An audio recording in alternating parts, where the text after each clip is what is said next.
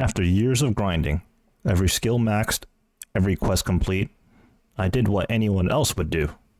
Start an Iron Man. The Iron Man journey is ongoing, and quite frankly, never ending. But that account has reached horizons this one never did. At that point, is this account really a main? This isn't a fresh start, this is a comeback story.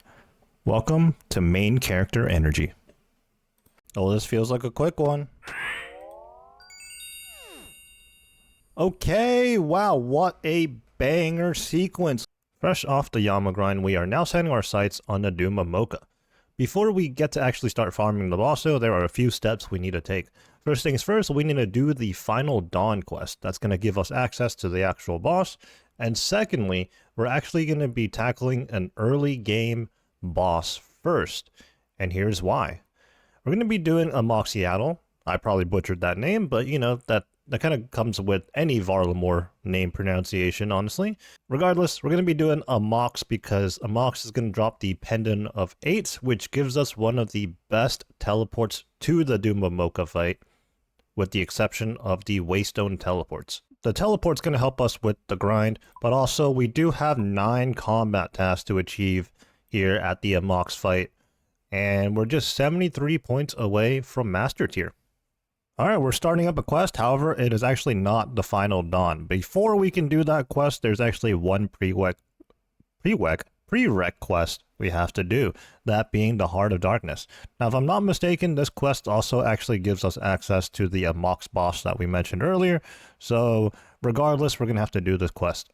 Obviously, these quests are going to take us around Varlamore, talk to a few NPCs and whatnot, and I gotta say, the Varlamore region is very well made. Every single part of Varlamore is decked out, you know, the environment, like the aesthetics, I don't know how to really put it, but you just feel very immersed, I suppose, is the best way of putting it. I'm a huge fan of Varlamore, from the early game content that you can do to the end game, like the Colosseum and Doom of Mocha. Just a huge fan of the Varlamore region.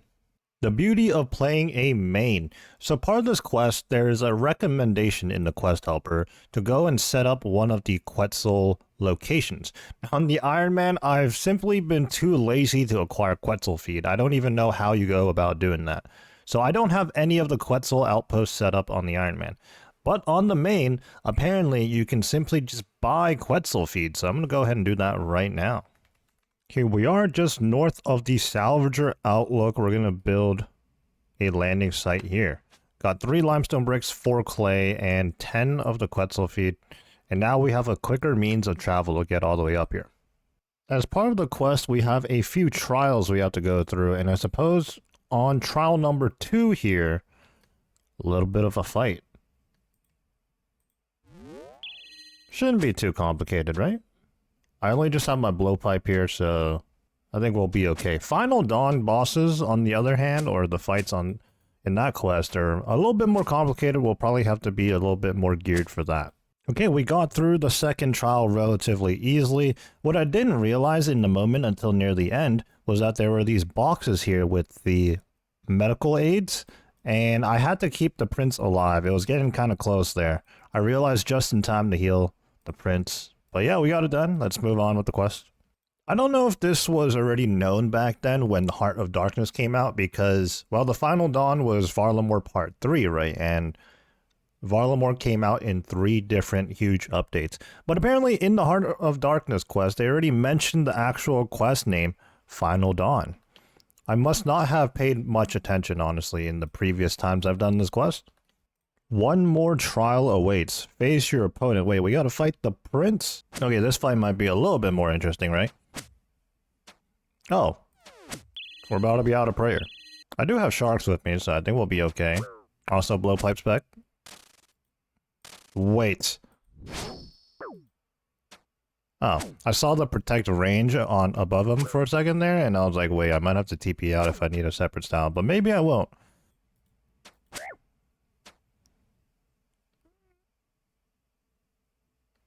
Alrighty. Wasn't properly geared for that, but we made it work. We're in the final portions of the quest. We gotta make it through this ice cave. Maybe fight a few NPCs, and I believe at the end, actually, we fight the Amox boss itself. So, I did TP out. I geared up with some Best in Slot Crush, some food, prayer pots, and whatnot, and we should be good to go, but first we gotta make it through this whole ice cave thing, and then we'll fight the boss at the end. Okay, we've made it through the cave. Here we are at the Amox Arena. That's Amoxliatl itself, actually. Level 226. As soon as the fight starts, let's switch into our Inquisitor's gear. The prince just absolutely poofed and everybody's TPing away, leaving me one-on-one with the boss. Here we go. Let's pot up. I think we play mage here. It's actually, it's been a while since I've been at this boss, so I'm not actually sure how this goes. I think we play mage, though. Perhaps the quest variant is easier than the normal one, too. I don't know. Either way, though, it's an early game boss. We don't have to be too concerned with things. These unstable ice, we just have to get rid of them real quick. And then back onto the boss. Dodge the ice spikes. And a couple more swings here and we'll actually be done. Yeah, the quest version plays out exactly the same way as the normal version. Oh, where did we get put? You know, I really don't remember that part of the quest. Alright, but that's the Amox fight done. Let's finish the quest by talking to some more people. There we go, the Heart of Darkness completed. We'll get to hold on to some Fashionscape, as well as gain 2 quest points and a little bit of EXP, nothing too crazy. It was a relatively easy quest. The Final Dawn, which is the next one we're going to do, is the big one. It might even be considered a Grand Master quest. In fact, wow, you know, talking to the same NPC, we might as well start the Final Dawn now. The first time I did this quest, it was right on release, so there was definitely no quest helper. This time around, brain off, don't have to do any reading, just click on the highlighted things around the room. I will say though, doing this quest without any help was actually very satisfying. It was a fun quest to do. I remember on release, this boss was very, very confusing. It turns out you can't use any prayer.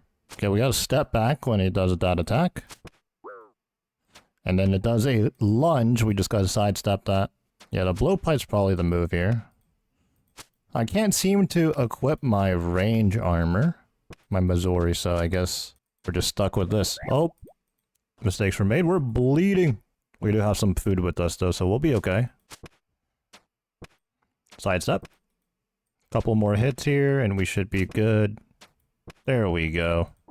When it came to this part of the quest without the quest helper, I felt like an absolute genius. Basically, we had to figure out how to get in the house. We hopped in the window, and then, you know, we give the dog a bone to distract it.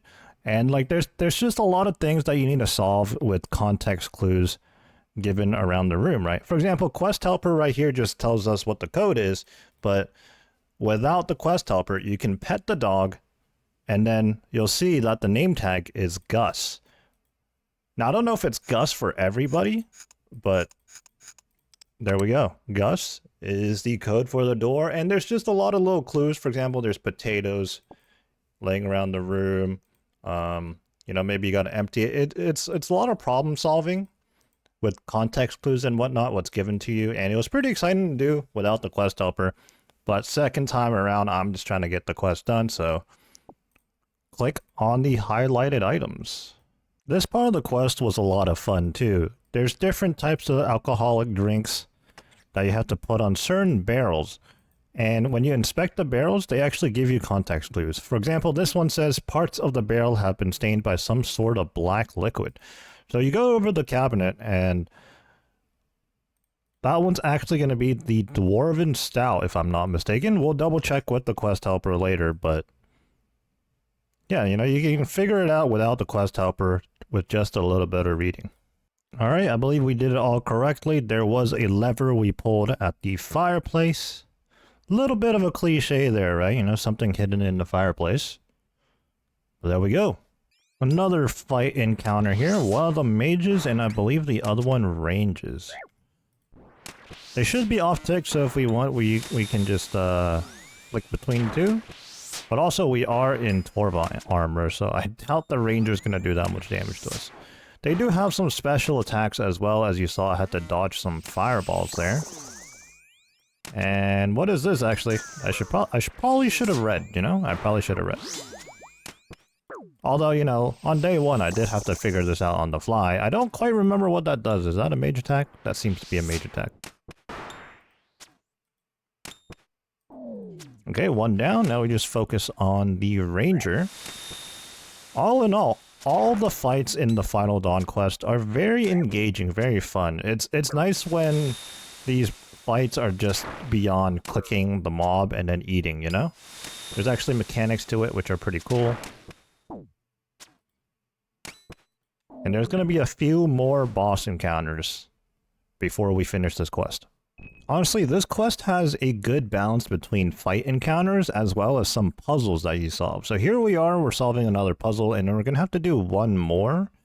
And then we're going to be pretty much done with all the puzzles in the quest, if I remember correctly. There are one or two more fights, though.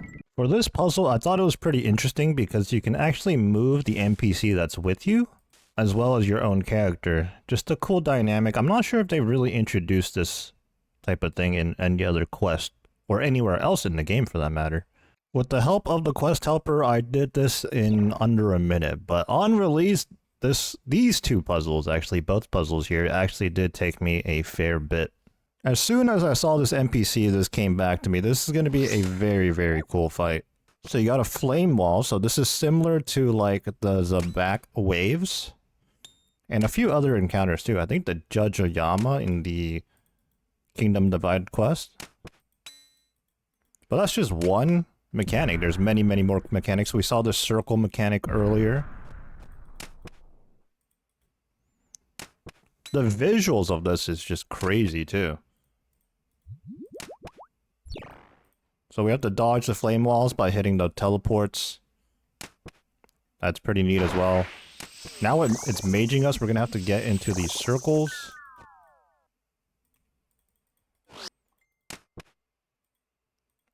Water walls now. Find the opening. And oh, see, I messed up there. You actually do have to time those, otherwise you end up eating the wall anyways. Oh, back to range. I should have brought a spec weapon, honestly. I've just been poking everything with my rapier here.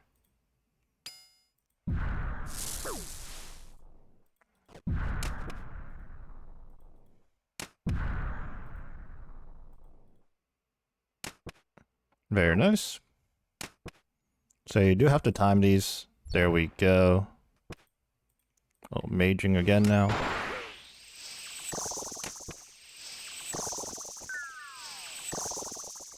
Three sets of these this time. Oh, okay. Yep, and this is going to be the final section here. Honestly, this is probably much easier with a ranged weapon. But we only have the rapier here, so we're going to have to run up to the NPC here, and then make it to the portal. We're not doing much damage, unfortunately.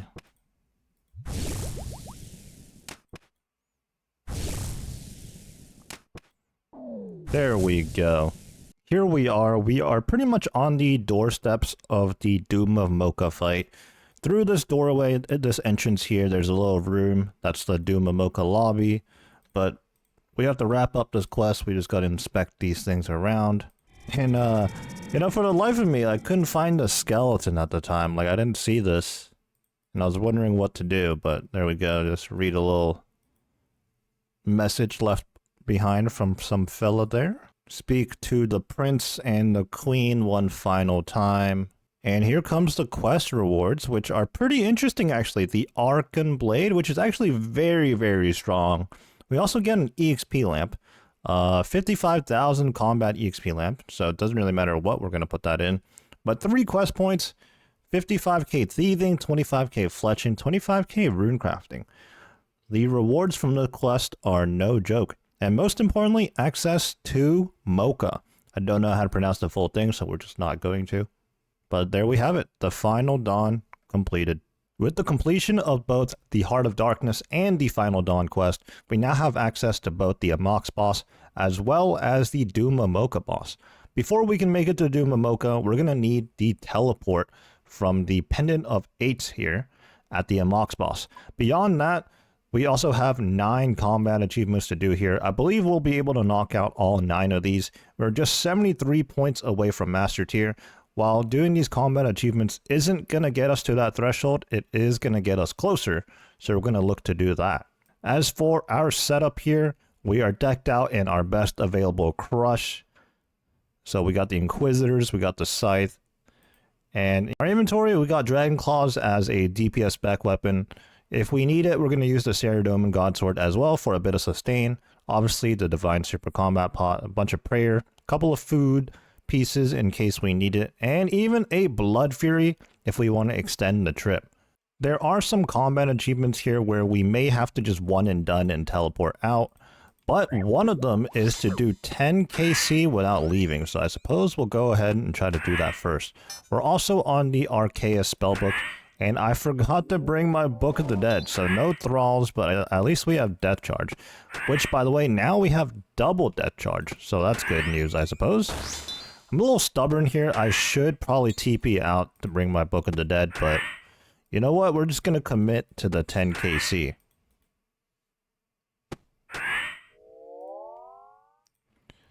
In our first KC, we also get a Amoxliatl Champion. That's probably just the 1 KC. And we also got Speed Trialist and Totally Shattered. I'm not sure what Totally Shattered is. Kill Amoxliatl without any of her unstable ice shattering. Okay, well, that was simple enough. That was also a 32-second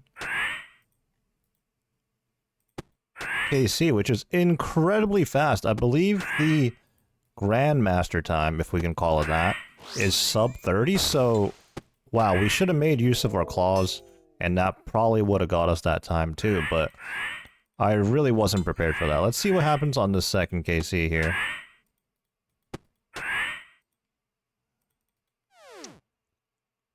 Nagua Negation. Let's see what that one is. Without taking any damage. Okay, so that's like a perfect KC right there. A 41-second one right there, so not so lucky that time. If only we were paying a bit more attention to that first one, we would have recognized we were absolutely pacing and gotten the GM time right then and there. So we did get a collection log for Frozen Tears amidst all of those combat achievement pop-ups. We are going to need to stack up some Frozen Tears for our Pendant of 8s, our teleport necklace. Although I think as a main we can also buy them, so not an issue there really.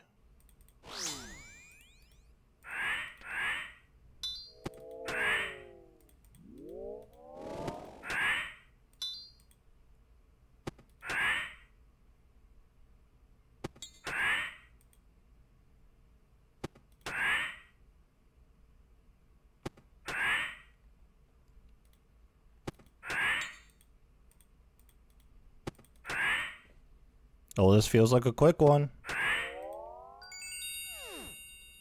Okay, wow, what a banger sequence. We got the Grandmaster speed time. Or actually, I guess it's an elite combat task. Makes sense, this is an early game boss. But we got the sub 30, which is actually pretty difficult to do being a early game boss. But not only did we do that, we also got ourselves the pendant, which is what we were after. All this, and we still haven't reached 10 KC yet. All things considered, we have been very, very fortunate here at this boss. We are just now working on KC number 10. 10 in one trip was the combat achievement we were after first, but along the way, we got multiple combat achievements. We even got the collection log for the pendant. All that's missing is the glacial, you know what, once again, not even going to try to pronounce it, but the dual weapons that are available here. There is one combat achievement where we're going to need to get one of those and fight the boss with said dual weapons. If we don't end up getting it, we can also simply just go to the Grand Exchange and purchase it. But there we have it, 10 KC, a hard combat task. With the 10 KC out the way, I just stepped out of the fight to look at the combat task to see what we should tackle next. I think we're going to do with Ralos Light real quick, and that's simply to not lose any prayer points. The easiest way to do this is simply, well, not use my prayer. We are going to take a fair bit of damage here. I'm going to slap on the Blood Fury, and hopefully that keeps us alive. I am being a bit greedy here by not banking. I only have the one Karambwan in my inventory, actually, so it's not great. You know what? Before I plank here and lose 500k, because, well, deaths are actually very expensive on a main, I'm just going to TP out. Let's not be stupid. Well, that was a short-lived attempt. Since I had to teleport out anyways, I went ahead and came to the GE to buy myself these Glacial Tet Motleys, the dualies that I was mentioning earlier. That's going to be used for one of the combat achievements. And beyond that and the no prayer one, we just need 20 KC. So let's get back to it. As we're running back to the boss, let's talk about the Pendant of Eights that we required. Now, the Pendant of Eights, we can think of it like the Xerix Talisman for Zaya, but instead, it's the Xerix Talisman of the Varlamore region. And we do have to touch these statues around the Varlamore area. There's one's placed, well, there's one right here, just outside the Amox dungeon. There's one next to Huey Caudle, which... Where's Huey? Isn't Huey on this big mountain here? I guess we haven't done the quest to unlock that or something. I don't know. We haven't done Huey on this account yet. There are some free combat achievements to be done at the Huey boss as well. And there's also going to be a statue close-ish to the Dumamoka place. I say close-ish because, well, it's a pretty long run nonetheless. Anyways, let's get back to the boss and finish out the combat achievements here.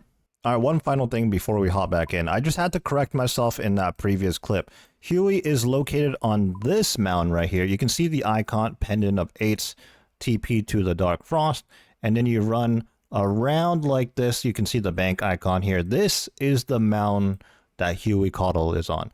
Although, you know, wouldn't you think it would make more sense if it was on this bigger mountain? You know, it'd be more epic that way, but I guess not. It's actually over here. Into the Amox fight we go. Gotta self-remind myself not to use prayer. In fact, you know, I'm not sure if I can use thralls because that's gonna cost prayer. Let's just not summon thralls just in case. And then after this, we'll go ahead and use the dualies to complete the other combat achievement. And then all that remains is the 20 KC one, which should be absolutely free. Alright, let's go ahead and eat up here. Again, playing on a main account and realizing how expensive deaths are, I want to actively avoid that. We do have the Blood Fury on as well. Something I would never be using on an Iron Man. Just can't be bothered to upkeep those. But a nice quality of life here. A couple of more swings should do the trick. We could do some prayer flicking, but I'm just not risking it, you know. Just this method's going to be guaranteed. Can't really mess up here unless I randomly decide to turn on my prayers. There we go. Without Ralos Light completed. Just 2 more combat tasks to go. For the second KC. Hopefully Thralls doesn't fail it this one either. But we're going to be using the dualies here. I did summon a Thrall, no fail message, so far so good. And what am I doing? Let's turn on my prayer. I can use prayer on this one, so let's not take needless damage. And there we go. And we get a Huasca seed, however you pronounce that. Those are used for the prayer regeneration potions and a couple other things. Fun fact, you didn't always get these here. This was a relatively new thing. Before, those seeds were exclusive to Huey Caudle. Alright, we can go back to using the scythe now. We just need 20 KC. We can also use our claws and summon thralls. Alrighty, one final KC. Oh, we don't have spec. I guess I forgot the death charge previously. Well, one final KC and we will have green logged the combat task here at Amox. We'll also check how many points remain until we hit Master Tier. One final swing. There we have it. Amoxliatl Adept. Let's pick up those frozen tears. Again, those frozen tears are used to charge the pendant. Consumes one every time we use a teleport. Stepping outside the arena, let's open up the combat task here. We are 100% done with Amoxliatl. 46 points to go. So if I can do math correctly, I believe all of these combat achievements here gave us 27 points. As far as the collection log goes, we didn't actually get the dualies, we just purchased those from the Grand Exchange, and of course we are missing the pet. Well, that's going to do it for this video. We had a few goals in mind for this one today, and actually we've accomplished all of them. On our way to Radiant Oathplate, we also have a few side goals, one of them being Master Tier combat achievements again. We're just now 46 points away after the completion of the Amoxliatl boss combat achievements, so that's good to get out the way. Also, we did have to do a few quests, that being the Heart of Darkness, to unlock Amoxliatl, and the final Dawn quest, which gives us access to the Doom of Mocha. I can't wait to do Doom of Mocha because it's genuinely a fun boss, and we're also going to get even more combat achievements done, although I'm not quite sure that we're going to be able to do all of them. They are a bit difficult, to be honest. So that's going to put us closer to Master Tier, and also the rewards from Doom of Mocha are just absolutely insane, from the Avernic Treads to the Eye of Ayak, the Confliction Gauntlets, and whatnot. Again, this account is a main normal account, not an Iron Man, so we do have the option of purchasing the items.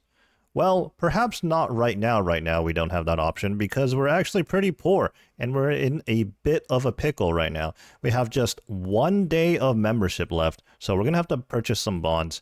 And also, we can't even afford another Tormented Synapse right now if, we're going to be spending GP on a bond to get a Scorching Bow, which is a very vital piece of weaponry if you want to farm Doom of Mocha.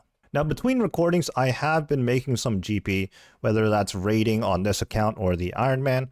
There have been a few purples here and there, but I've been doing team raids a lot and splitting out an Eladinus ward, or even a Avernic, which is currently worth about 40 to 50 mil, somewhere in that ballpark. Splitting between 4 or 5 people, yeah, that's not a whole lot of GP. So I guess between now and the start of the Doom of Mocha grind, we'll get situated, try to grind out some GP, purchase what we need, and then we will begin the Mocha grind.